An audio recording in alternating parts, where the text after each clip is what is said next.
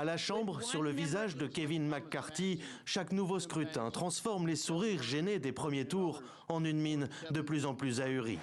Malgré les 6 votes en 48 heures, le républicain n'a pas dépassé les 203 voix sur les 218 nécessaires pour remporter le fameux poste de speaker, le président de l'Assemblée.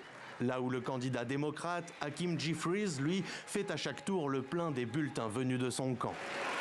Une situation plus qu'embarrassante, surtout pour la grande majorité des républicains qui soutiennent McCarthy et qui oscillent aujourd'hui entre l'aigreur et la honte.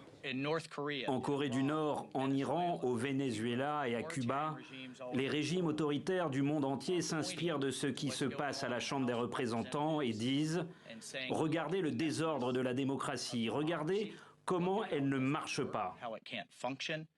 À Washington, la mauvaise blague ne fait plus rire que la vingtaine de radicaux qui en sont à l'origine.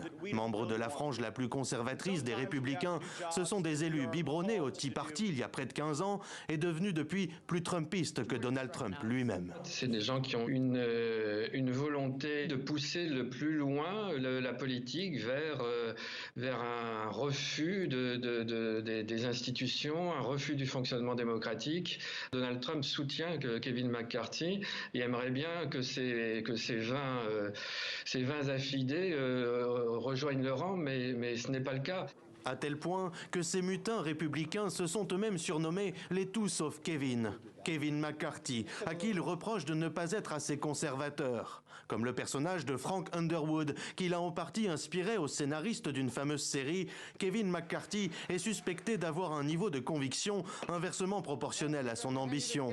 Les Trumpistes ne lui ont toujours pas pardonné ses critiques à l'encontre de Donald Trump pour son rôle lors de l'assaut du Capitole il y a 2 ans. Alors malgré les concessions que le représentant de la Californie leur a faites entre 2 suspensions de séance, rien ne dit que les frondeurs s'aligneront dans les prochaines heures derrière Kevin McCarthy.